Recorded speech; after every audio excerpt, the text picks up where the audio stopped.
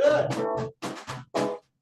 You have to fill. You just I stop and you just keep going. Bum bum bum bum bum bum bum bum bum bum bum bum bum bum.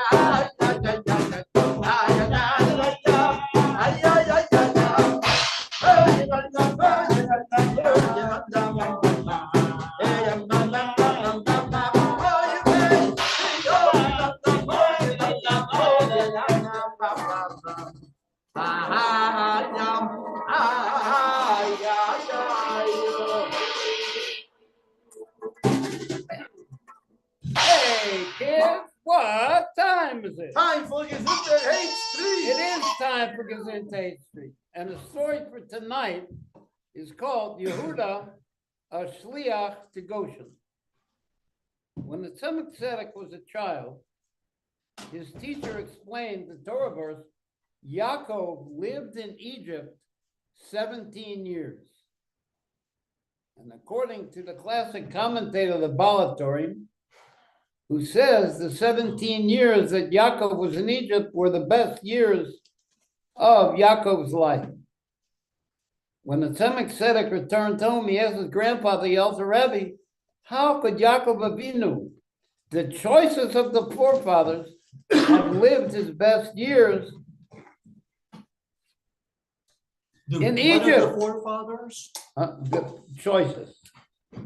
Meaning what?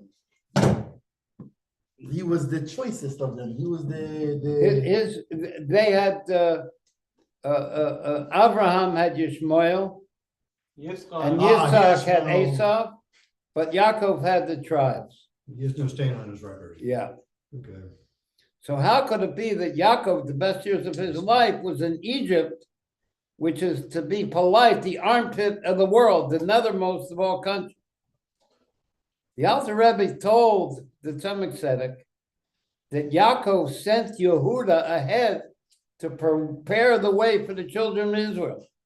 In the Midrash, Rabbi Nehemiah states that Yaakov sent Yehuda ahead to establish a house of Torah learning, a yeshiva in Goshen, so that the tribes would stay close to Hashem. As a result, Yaakov truly lived in Egypt because his children were studying Torah there. Rebbe points out the conversation between the Alter Rebbe and his grandson is not just a simple story, but it contains an internal teaching for all generations in every place. The lesson is that the soul could have served Hashem by learning Torah on high, in Gan Eden, in paradise, in a settled way. But that's not what Hashem wanted. Rather, by descending to Egypt, to the nether regions, the soul has to go into the body. The soul is able to attain a level far higher than it had before it went into the body. Therefore, Yaakov's best years were in Egypt.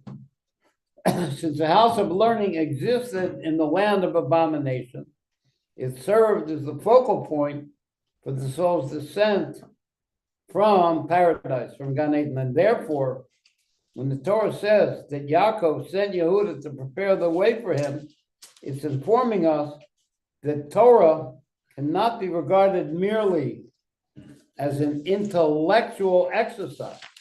Rather, it must serve to instruct us how to live. Back then, Egypt provided sustenance to the whole world. So too, this country, America, sent its wealth to the nations. And all the other countries depend on it. Nevertheless, we have to know that the main and most important thing is the house of learning through which Torah can be acquired and applied. And when we conduct ourselves in this manner, not only we will not have to kowtow to the mores and culture of Egypt, but just the opposite. The rules and practices of the country will become subservient to this Jew who holds Torah and mitzvahs to be primary and sacrosanct, like Joseph, who is the ruler of the whole land of Egypt. Now we have, I added an addition here. The previous Rebbe said that when a Jew learns a book written by a tzaddik, an angel from the camp of Mechoel reports to the author of the book the name of the person who learned from the book. And the soul of that tzaddik then asks Hashem for mercy on the person who learned from his book and for his whole family.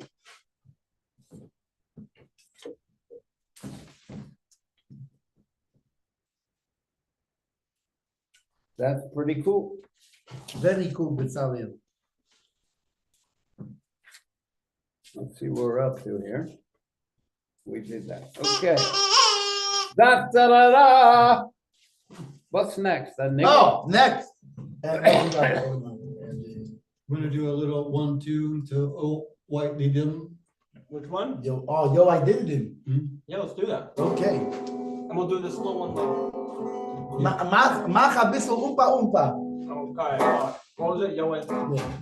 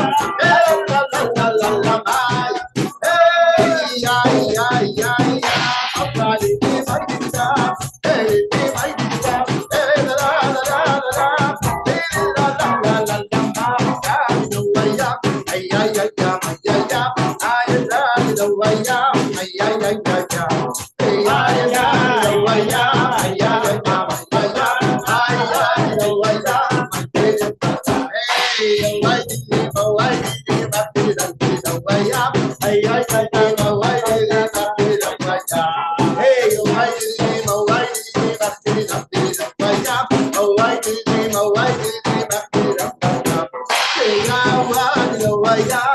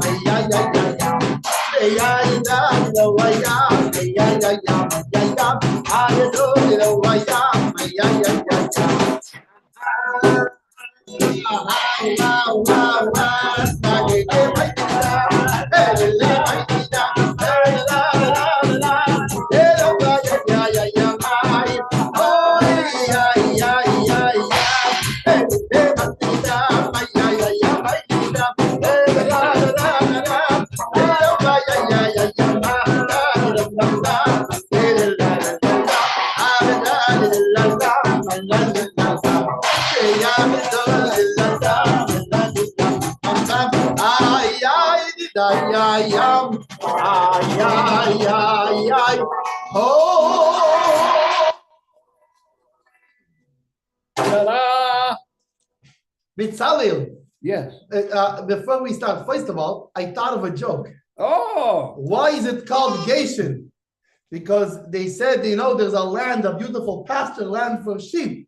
And so Yankiv turned to Yehud and he said, no, Geshin. Go already. So they called it Geshin. But also, I just want to quickly say hello to our dear friends, Abba Steinhauser, and Omer Kadison, and Ori Heinen, and Carolyn, and Angelica, and Kenny. Denny, the great Denny, and Jeff Poisner, and all of our dear friends, Rabbi Shlomi Izagli,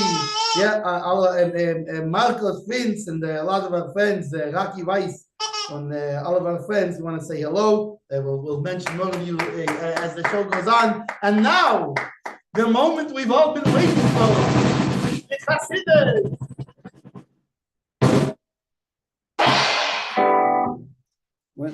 Fasten your seatbelts. Here we go. We contemplate the light that fills all worlds. There's two kinds of light. There's a light that surrounds all worlds equally, and there's a light that fills all worlds. So why should we contemplate the light that fills all worlds when it's a very small light? Like the light that goes into 100-watt bulb is only 100 watts. It's not 10,000 watts, but Hashem's light is infinite. So why do we contemplate this lower level of light that fills all worlds? And the reason is because through doing that, we are able to internalize inside of ourselves a connection to Hashem. Now, in the study of godliness, we're able to approach it through metaphors, through known metaphors. And the way these metaphors work is that there are multiple metaphors, and the multiple metaphors bring the idea close to the mind. However, each metaphor has a particular point that's illustrating that the other ones don't. And through learning which point each metaphor is illustrating, the other ones don't, so we'll have a broader understanding of how the light of godliness fills the world.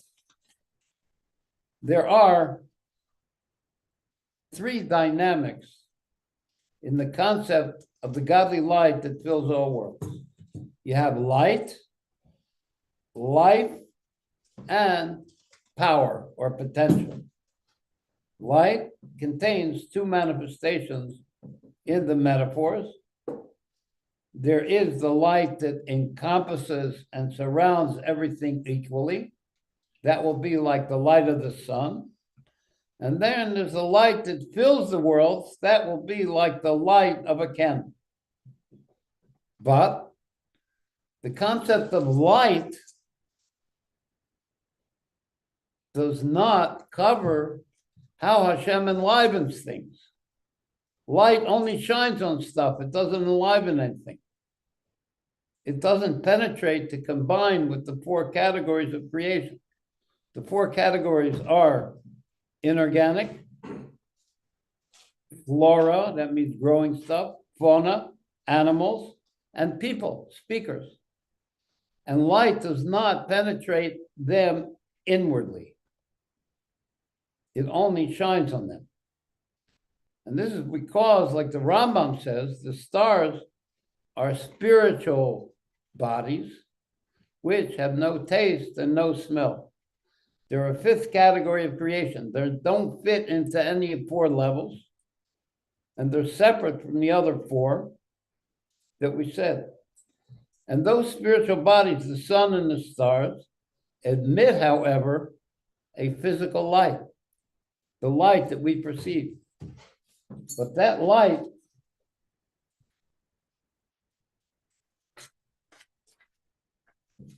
is only called physical in comparison to its source. So the source of the light, like in the sun and the stars, is spiritual. And a physical light comes from it, but that physical light is called physical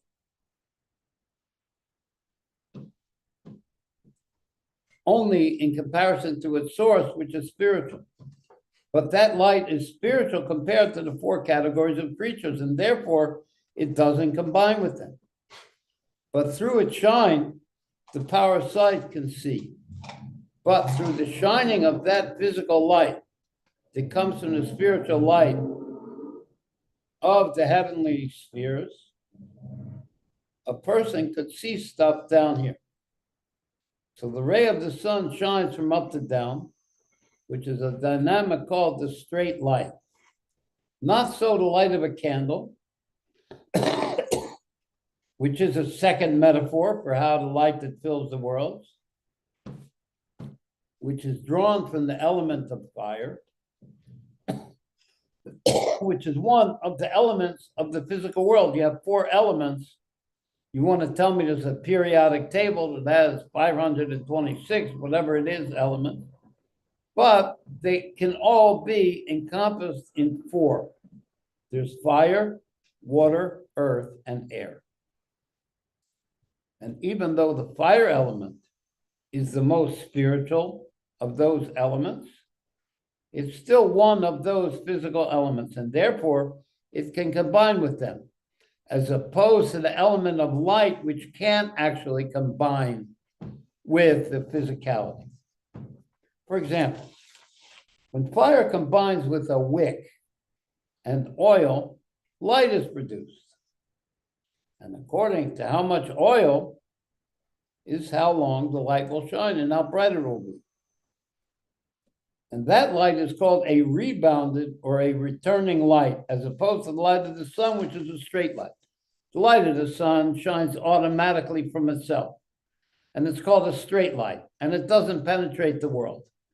But the rebounded light of a candle actually uses the elements of the world to be able to produce light. And we're talking about the light that fills our worlds. And candlelight shines from down to up according to the measure of fuel, how much oil, and therefore it's encompassed as part of the creation, as opposed to the sunlight, which is not really encompassed and part of the creation. But both of these metaphors are only light. They don't enliven the creation. Light does not enliven anything. It only shines on it. So we have to have another metaphor because Hashem enlivens the worlds. And that metaphor will be how the soul enlivens the body. Keep going or nigun? Keep going. I think keep going for now. But the life of the body from the soul through the flow into the limbs of the body actually enlivens that body and those limbs. The soul enlivens the body. Light does not unify with that on which it shines, like we said. Light doesn't unify on the thing it shines on. Like when a candlelight illuminates a room, it makes no change in the physicality of the room. And the light doesn't change from its spirituality. So this manifestation of energy is designated only as shining in the room. It's not enlivening the room. So we need a metaphor of a soul which enlivens the body to accomplish, to encompass how Hashem enlivens and creates the worlds. Not so when the soul enlivens the body, It unifies with the limbs of the body. The soul unifies with the limbs to enliven them, each one according to its particular function. Therefore, the force of the soul changes from a spiritual life, the soul is spiritual, to giving life to physicality. And the limbs change from being not enlivened to being enlivened. Like Hashem made Adam's body out of clay, the limbs were not alive, and then he breathed the soul into it. And the soul enlivened the limbs. And for the life force of the soul that's now enlivening them, and the light of life comes into the limbs in levels, each one according to its function. Not so the outspread of light, which shines equally, not like a candle or the sun, which shines every place equally. It doesn't go into the particular levels. The way the life comes into the particular limbs is called a way of indressing. It goes into them. But the level of enlivenment, even though, so we're still talking about how the soul enlivens the body, and even though it's felt in the particular limbs, nevertheless, it's a simple life. The way the limbs grasp that life is simple. They all feel alive from the soul that enlivens them. In other words, the toes and the nose are equally alive. Now, moving to the metaphor of power of potential, what's called koach, which is called the power of the actor in the act.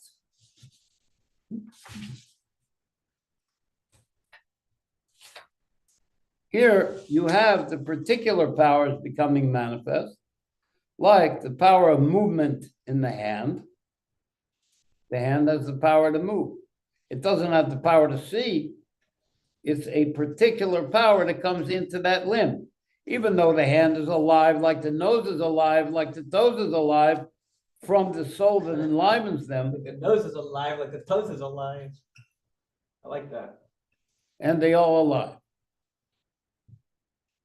But how that life comes into each particular limb to enliven it so it can do its function. In the eye for seeing, and in the ear and hearing, and in the hand for moving. So the general life is contracted to give power to the individual limb to perform its particular function, or the power of the intellect in the brain to think. And these particular powers are manifest through the outer vessels. And now we're going in to how the body is enlivened by the soul. Okay, so let's have a niggin. That was No, I want to hear that, this. that was the light. Ah! That was the light. Now we have a niggin, and then we go into the soul enlivening the body. In a particular Yeah, limb. but yeah. Okay. First of all, just want to say hello to our dear friends, to Marla Emdur, and Shalom Olensky, and Catherine Claire Garbo, Marvin Hakayan Birner, our Marvin. Leib Barnett, our good friend Leib Barnett, and our good friend Aldo Caesar, and Michael Leopold, and let's see, more friends, lots of friends, Baruch Hashem.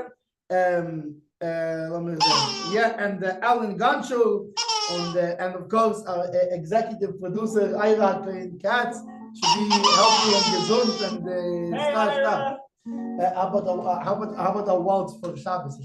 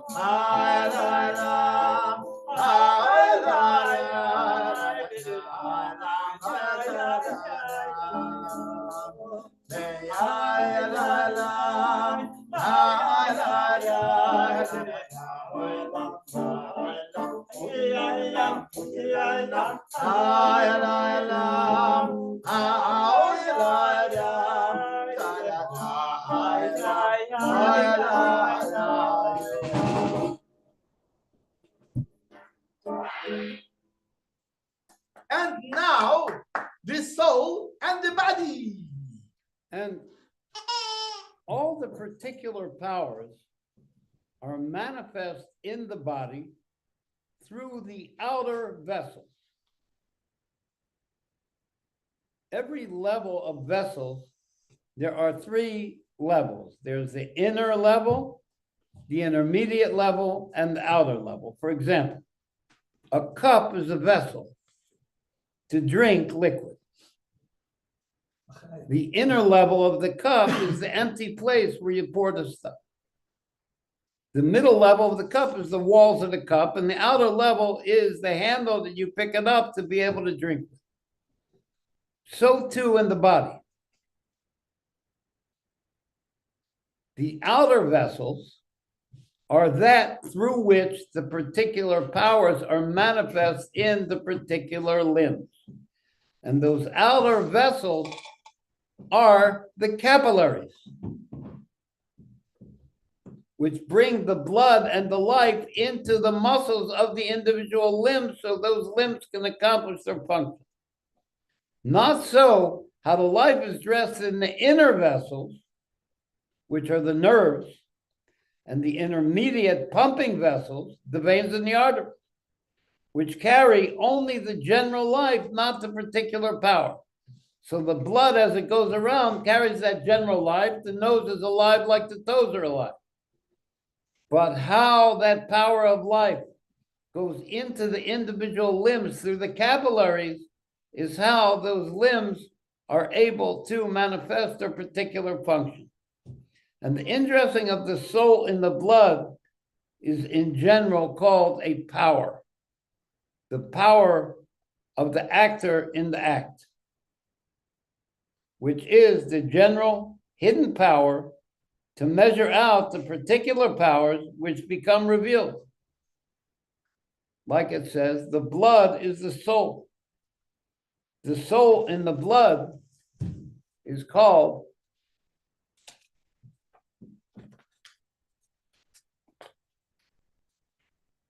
nefesh.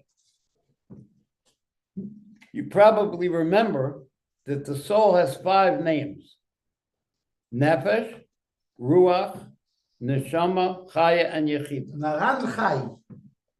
And nefesh is the lowest level, which is dressed in the blood. And that nefesh has its seat in the area of the liver.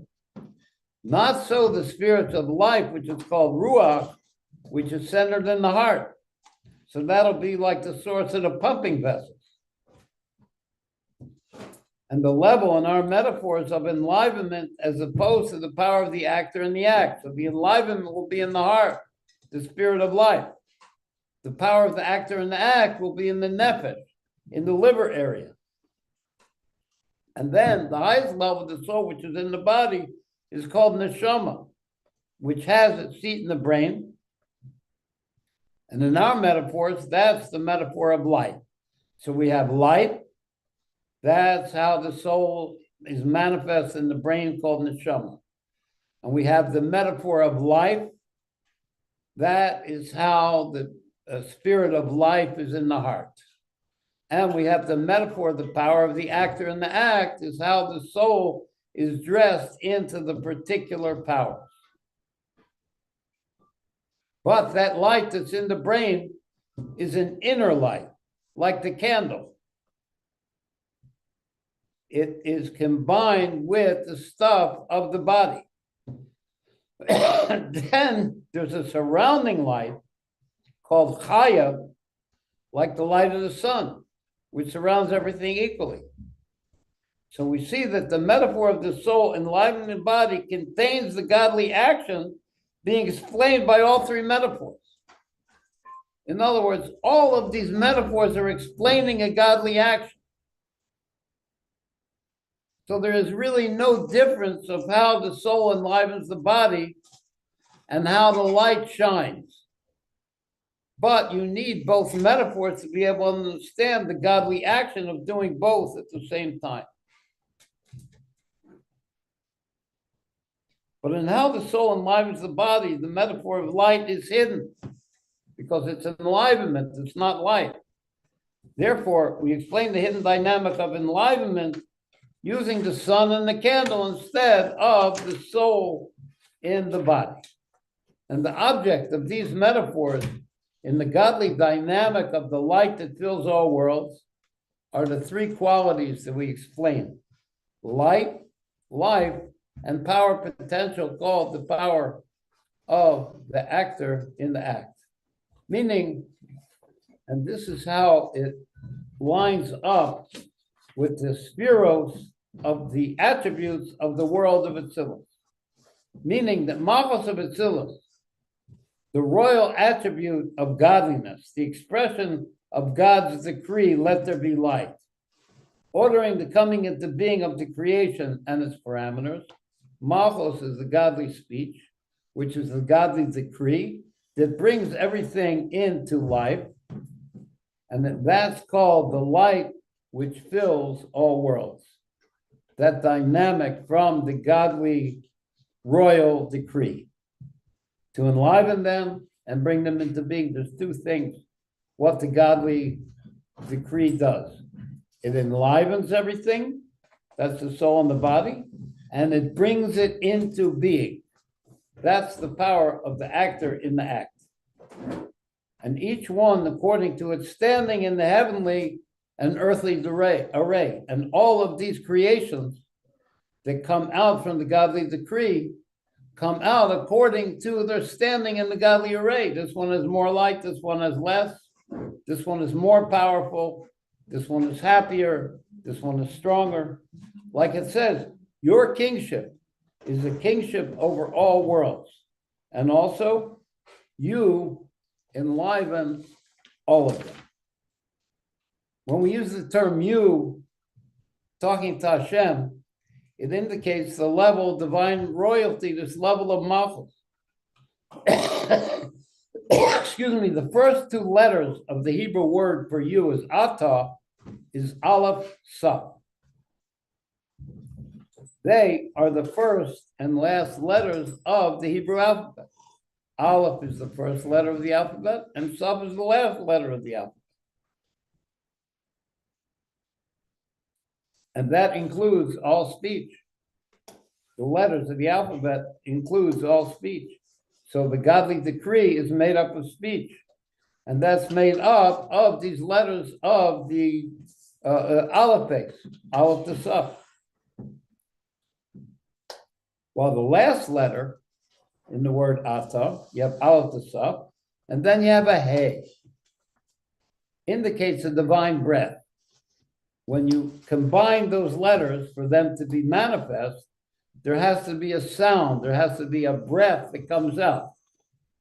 Like I can have all the Alephs and Safs if I want. But if I don't say ah, that Aleph won't be manifest. And that Hey indicates a divine breath which animates those letters of speech which come, and those letters come through the 5 speech centers of the mouth. Here we're talking the godly mouth, the source of all letters of speech. And this level of malchus enlivens all the creations through myriad combinations of the 22 letters of the Aleph base. Yes. The combinations of the letters is without measure. So malchus enlivens and brings into being uncountable creations in each species and uncountable categories of creations. Because, for example, when Hashem says, let there be flying creatures, those letters of flying creatures combine to make all the myriad different kinds of birds and insects and all the creations that can fly. Pretty elegant and amazing. Quite so, Vitaly. Say again? Quite so. Quite so. Indeed. Indeed. Elegant as an elephant. What? They're elegant like the elephant. Elegant like an elephant. Your thoughts are very deep.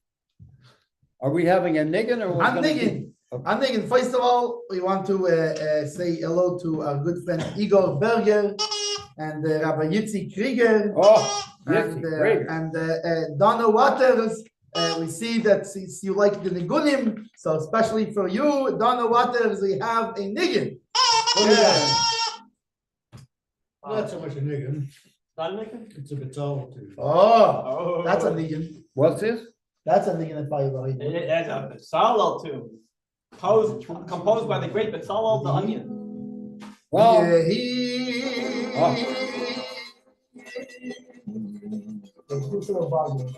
Give us a little volume. There we go. Yehi.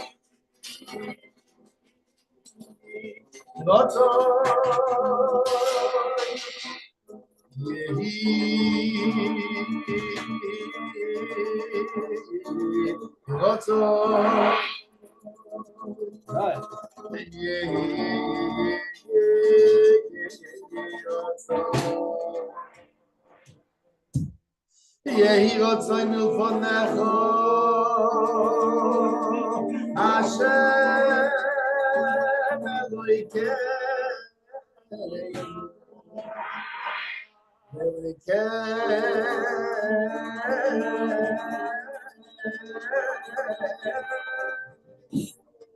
Ave saying, oh, Tati Alki, won't you do a good thing? And join meet your people, and the angels all sing, oh, glorious King. Join meet your people.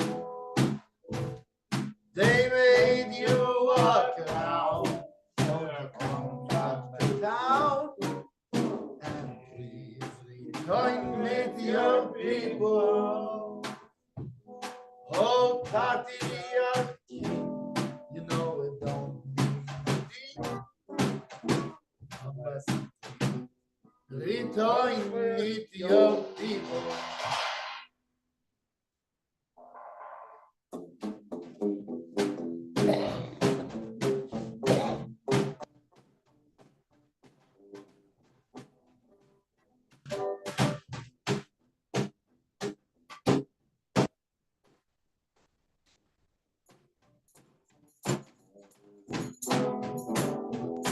Shame never samig da we make love be your main say okay no say go shame never samig da we make love be your main no say okay no say go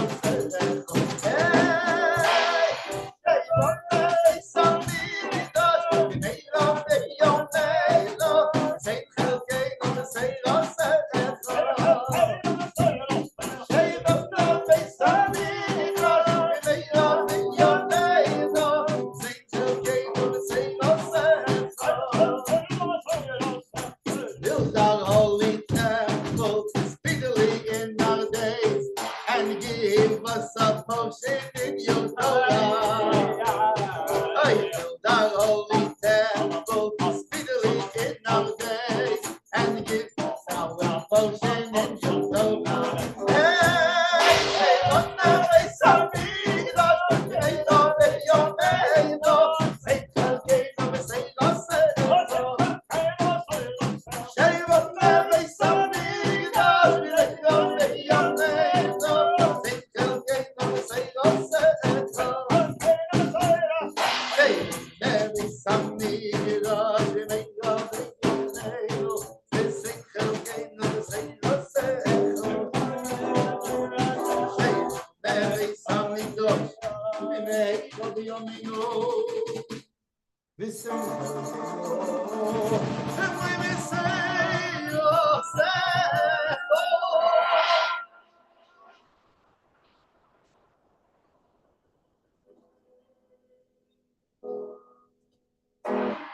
All I can say is wow. Wow, we zowie. And I can say it backwards. Wow. That was great. Now, Malchus of Atzilus, this level of godly royalty, has two levels. There is the way it is in Atzilus, in other words, how it absorbs the godly light of higher levels than it. And there it's still separate from enlivening creation and bringing them into being. And then Malchus descends to become the crown of the created world. And that descent is brought about through a curtain which separates the godly world of Atzilus and the created separate worlds. Like it says, your kingship, that's how Malchus is in the world of Atzilus, is a kingship over all worlds. That's how Malchus descends to be the king of the world. Bitzalel, I don't usually disturb Chas v'Shalom in the middle of you speaking for call outs, but hello, Gidon Avery! Oh, yay, Gidon! Gidon! Our old friend. Good old Gidon. So how Malchus L'chaim. descends to be the crown of creation is how, through which Hashem brings the worlds into being from nothing and enlivens them. Like we say, your name is exalted. That's how Malchus is in the world of Atzilus, which indicates Malchus in the world of Atzilus, exalted from the creations. That's Hashem's name is exalted from the creation. From which, and from that exaltedness of Malchus, a ray shines on the heaven and earth, which is a reflection of Malchus, which creates and enlivens the creations from nothing, from zippity-doo-dah. Zippity-doo-dah. Now, the outflow of Malchus of Atzilus, as it becomes the crown of the world of Bria, is manifest through its 30 vessels. Now the Rebbe is going to explain how it is that Malchus not only brings the worlds into being, but enlivens them. And the way it enlivens them is through its 30 vessels. So we have a question. We know that there's 10 spheros. So how is it that Malchus has 30 vessels if there's only 10 spheros? But Malchus has 30 vessels because every vessel has an inner level, like we explained, like the inner part of the cup.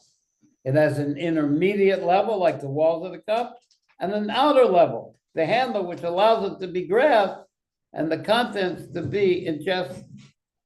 So each one of the 10 spheros of Atzilus is dressed into 30 vessels. So, for example, the Chachma of Malchus of Atzilus has the inner level of Chachma, the intermediate level of Chachma, and the outer level of Chachma. So there's 30 vessels of Malchus of Atzilus, and Malchus of Atzilus is a godly thing. It's not just a creation, it's actually godly. And each of the 10 attributes of Malchus has 3 dimensions, like we just said, that there's the 10 inner vessels of Malchus, and this is amazing. Check this out. Check it out.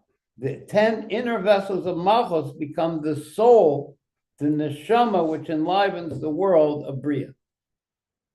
So it's like the body from the upper one becomes the soul of the lower one, something like this? The 10 inner vessels of Malchus of Atzilus become the soul which enlivens the world of Bria. And the 10 intermediate vessels of Malchus become the soul of the world of Yetzirah. And the 10 outer vessels of Malchus become the soul of the world of Asiya. So there's 30 vessels of Malchus of Atzilus, and they become the soul which enlivens each of the 3 worlds.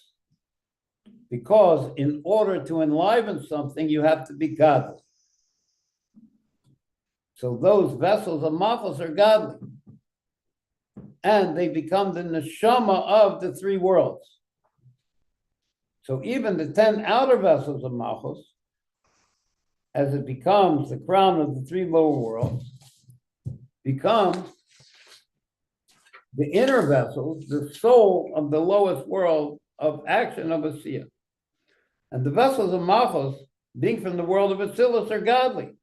And those 30 vessels are godly, being vessels of Malchus of Atzilus, and therefore they can enliven the 3 worlds.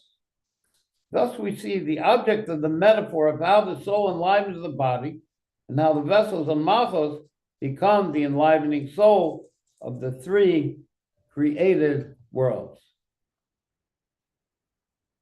Heavy duty. It's amazing how Hashem does that. Now, we're going to find out that each of those worlds has intermediate vessels and outer vessels, which are not godly, which are creations. And I'm going to skip a little bit because we're coming to our sign-off level. But, for example, the outer level of kindness, of chesed, of the world of Bria. You want to take a guess, Morty? Oh, what? The outer layer of The outer vessel Yes. of kindness of the world of Bria is not godly, it's a creation. You want to take a guess what it is? The angel Raphael? Mechoel, very close. Oh, I said Raphael. Look. Yeah, very close. You see that? And the outer vessel of Gevura I don't know how. of the world of Bria is Leib. Gevura is who's that malach? Is the angel Gabriel. Gabriel! Yes! Oh! And they are creations. They're not godly. They don't enliven the world. So they are like the level of the actor in the act, rather than how the soul enlivens the body.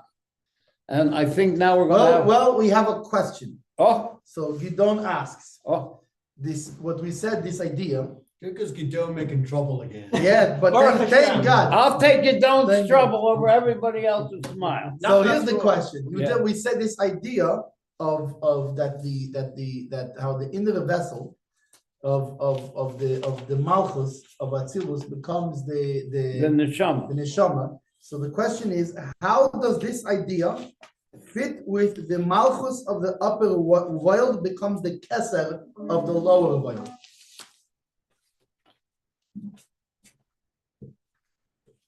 You heard the question, Rabbi? Yeah, Don't stop the I hear the Stop the question. Malamed. I hear the question. And what we said, that there's a level of Malchus of Atzilus as it's in Atzilus, and then how Malchus of Atzilus descends to become the Kesser of the lower world. So how it is in the higher world, in the world of Atzilus, it's higher than being the Kesser of the lower world. But as it descends to express Hashem's desire for a world, now it becomes the crown of that world. The same kind of way when the king tells his minister, go capture that city. For the king, it's his lowest level. It's his speech. But the minister who receives the speech, that becomes the desire of that minister. It becomes his higher level. So Malchus of the higher level becomes Kesser of the lower level. So is that the same as the outer vessel becoming the soul of the No, you of mean Bria? the inner vessel? You Yeah, mean so how does the how the how does- vessels of Malchus become the soul of Bria? yeah, how does that connect I with don't think Malchus and I don't Kesef? think it's the same thing. I think that the muscle of how the vessels of Malchus become the soul of the lower world is how it's the king who's really the boss of the minister. The minister has nothing for himself. It's only the king that is making the minister into the minister. So that will be the metaphor of how. So in a sense, we could say then that both the Malchus and the Kesser is before it became the soul of the minister, before it became the soul of the Yeah, of no, the- well, yeah, the soul of the minister itself is an outer vessel, yeah. but it's the king himself who's giving the minister the power and the life to be able to carry out his ministry. Yeah, So Makes sense. it's a good idea to think about this more, and let's think his about. brain is more on this A minister and his wife are Gidon, ministers. my advice is do some responses on this one. No, it's a very we good also have question. those brains because Very really good the idea is the time like the Mittler Rebbe says we have to understand this in a particular way, Davke. Yeah, So it's not it's so we did a good actually a very good thing to do is brainus on. very So good. how do question. these two ideas connect and link with I each think other? we'll return to it next time. Yeah, and again, Oh, a nigga? of course. Oh, okay. Let's do a nigga. Ay, ay, ay, ay, Should I ay. get you that stick?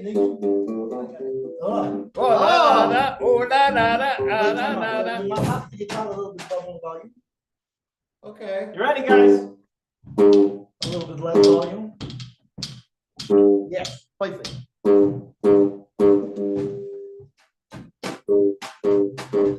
Hey, ya, ya, ya, ya, ya, ya, ya, ya, ya, ya, ya, ya,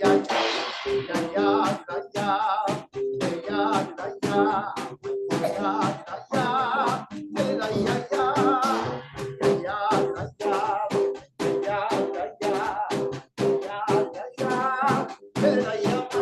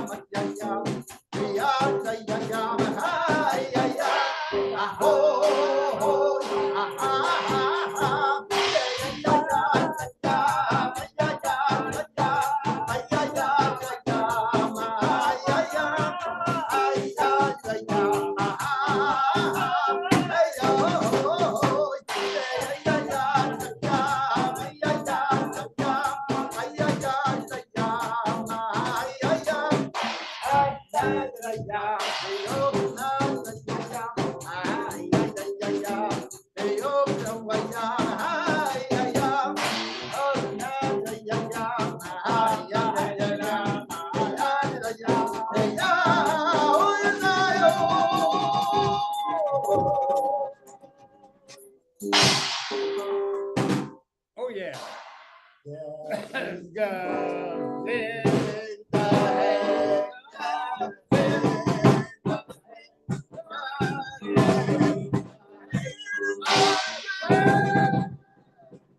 Remember, kids, yeah, 'cause it's